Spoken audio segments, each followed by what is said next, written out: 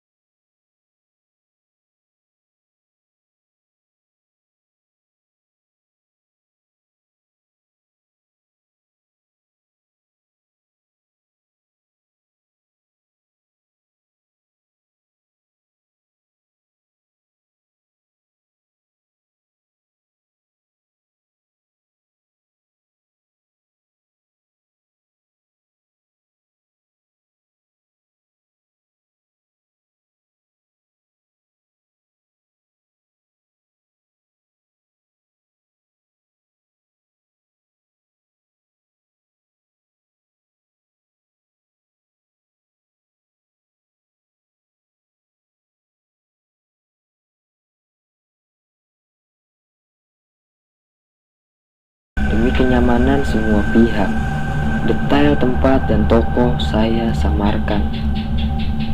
Dalam cerita ini, saya menambahkan beberapa improvisasi agar pendengar dapat memahami alurnya. Selamat mendengarkan.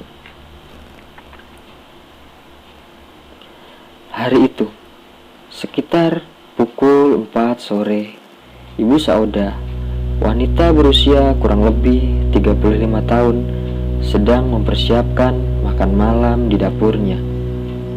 Saat Ibu Saudah sibuk memasak, anaknya, Asep yang saat itu duduk di kelas 4 SD, meminta izin untuk bermain bersama teman-temannya.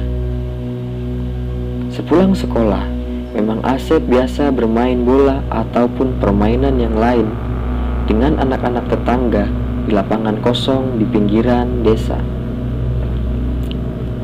Desa tempat Asep tinggal bukanlah desa yang besar, hanya desa kecil dengan beberapa rumah panggung dan rumah beton semi bilik anyaman khas pedesaan.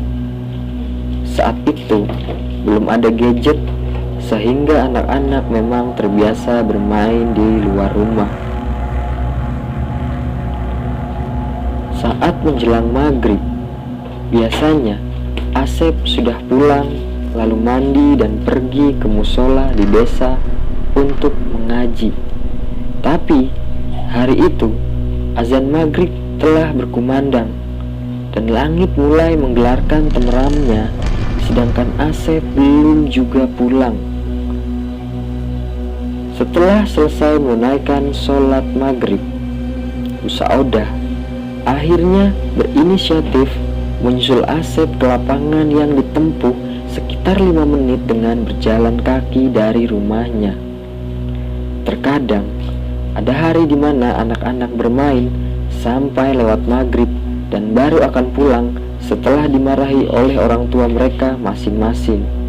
Maklumlah, kalau lagi seru-serunya bermain, bisa sampai lupa waktu. Saat tiba di lapangan, Bu Saudah tak mendapati seorang pun di sana. Lalu kemana perginya si Asep? Batinnya. Dengan rasa yang khawatir, Bu Saudah pun bergegas pergi ke musola. Alunan sholawat terdengar saat Bu Saudah mendekati musola. Dicarinya Asep di antara anak-anak sebayanya yang sedang mengaji. Tetapi Asep tak ada di sana. Pak Ustadz Sofyan yang menyadari kehadiran Bu Saudah mendekatinya lalu bertanya, "Cari siapa, Bu?" tanya Pak Ustadz. "Asep datang ke musola tidak, Pak?" tanya Bu Saudah dengan suara yang bergetar. "Tidak, Bu. Dari tadi Asep tidak ke sini," jawab Pak Ustadz. Pak Ustadz pun membantu Bu Saudah menanyakan Asep kepada murid-muridnya. Namun, hari ini tidak ada seorang pun yang bertemu Asep sepulang sekolah. Bu Saudah pun mulai panik. Lalu, kemudian ditenangkan oleh Pak Ustadz yang akhirnya mengantarkan Bu Saudah menuju ke rumah Pak RT.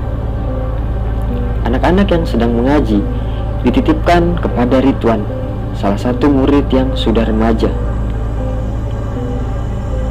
Bu Saudah hanya tinggal berdua saja dengan Asep, anak sematawayangnya.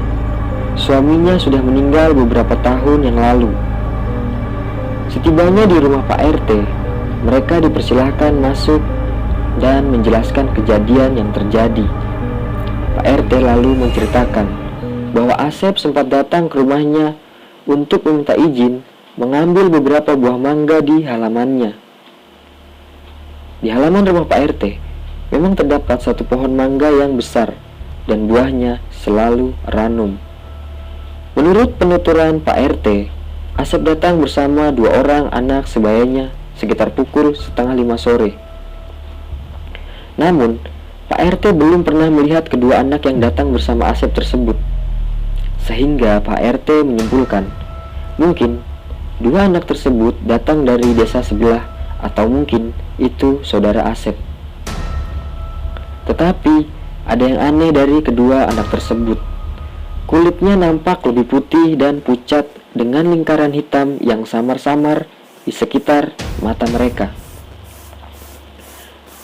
Setelah Pak RT mengizinkan anak-anak tersebut mengambil mangga di halamannya, ia masuk ke dalam rumah dan meninggalkan anak-anak memanjat pohon.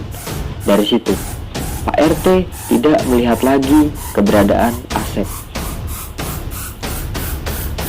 Bu Saudah nampak sangat pucat dan syok mendengar perkataan Pak RT.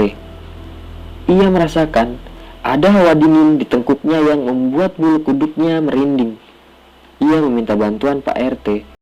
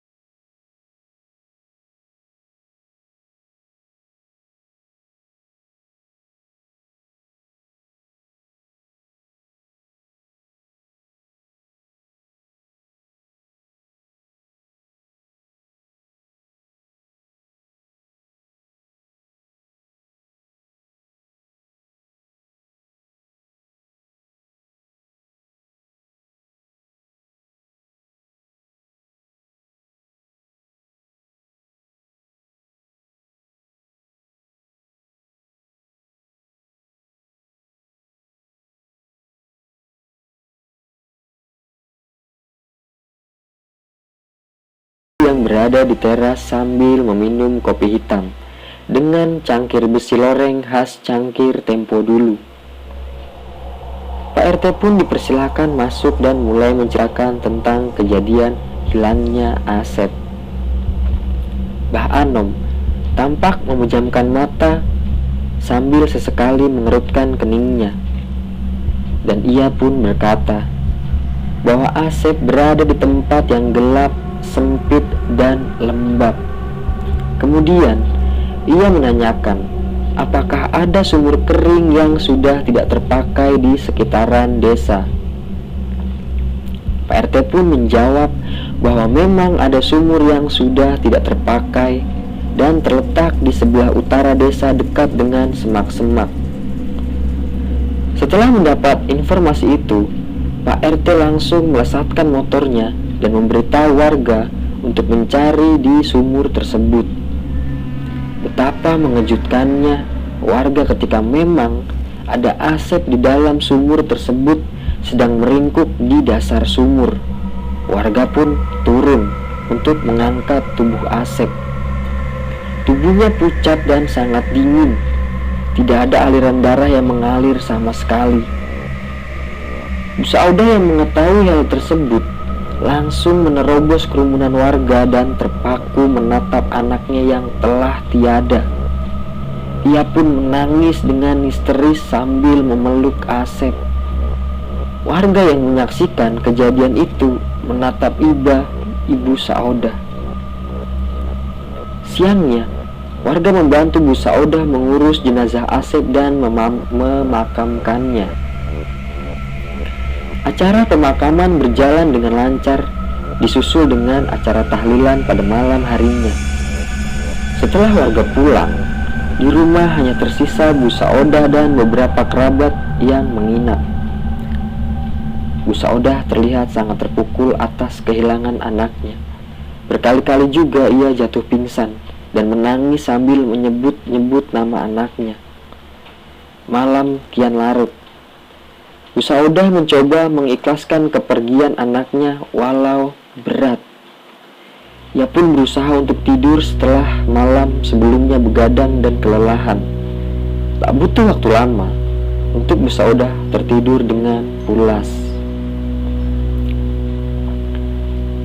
Di dalam mimpinya, Bu Saudah didatangi oleh anaknya yang datang menghampiri dengan baju dan celana persis seperti yang terakhir dikenakannya. Asep berkata, "Ibu, aku takut." Dengan suara yang gemetar ketakutan. Di mimpinya, Bu Saudah tak bisa berkata apa-apa. Ia hanya menyaksikan Asep saja, tanpa bisa memeluknya yang sedang ketakutan. "Ibu, aku di sini. Yang dikubur itu bukan aku, Bu. Tolong." Lanjutnya, Bu Saudah lalu tercekat, terbangun dari tidurnya dengan peluh yang membasahi seluruh tubuhnya. Jantungnya berdegup sangat kencang. Tangisnya berderai. Ia beristighfar berkali-kali mengingat kejadian yang baru dimimpikannya. Diliriknya jam di dinding kamarnya. Jam sudah menunjukkan waktu subuh. Ia pun menenangkan diri sejenak dan pergi mengambil air wudhu. Paginya, Bu Saudah menceritakan mimpinya semalam. Kerabat yang mendengarkan Bu Saudah menyuruhnya untuk bersabar. Bu Saudah pun berpikiran mungkin dirinya masih terpukul, sehingga bermimpi didatangi oleh anaknya. Waktu berlalu, hari kedua dan ketiga masih dengan mimpi yang sama. Anaknya berkali-kali mendatanginya di dalam mimpi dengan ekspresi ketakutan dan berkata, "Bu, yang dikubur itu bukan aku."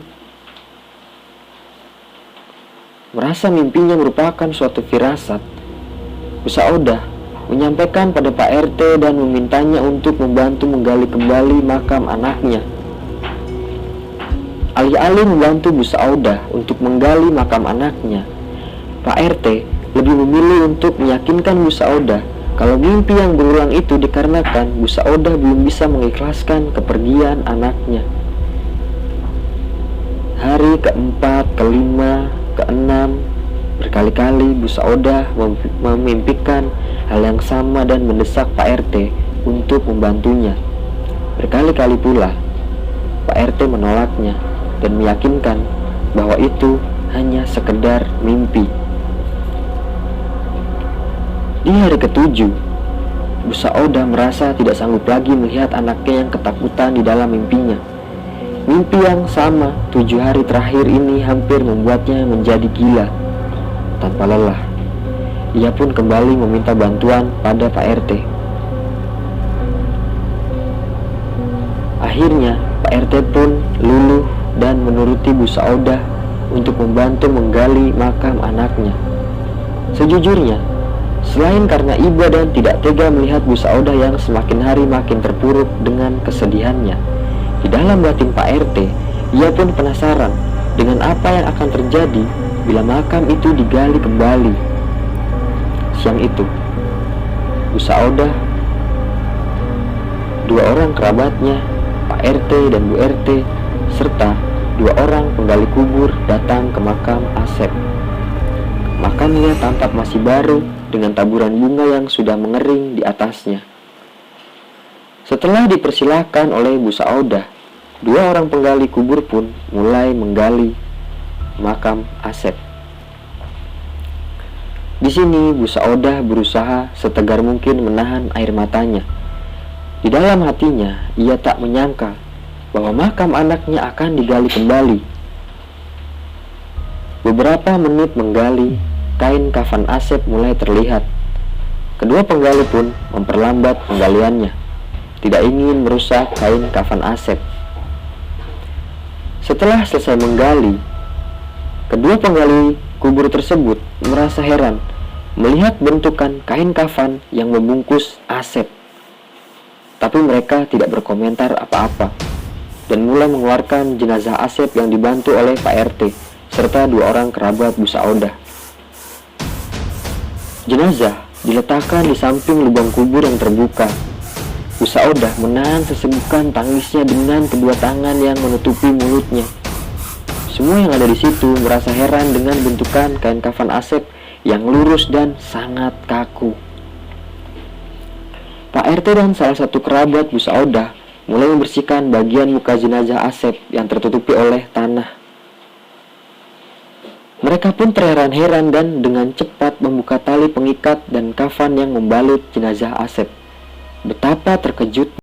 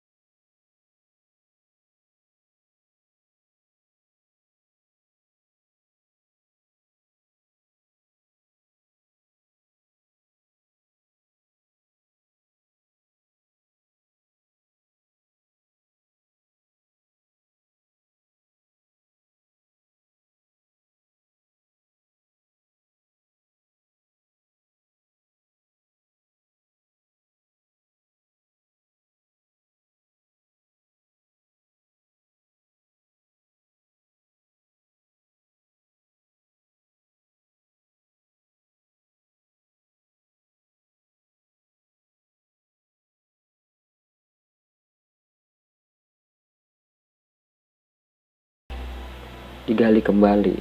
Tapi firasat Bu Saudah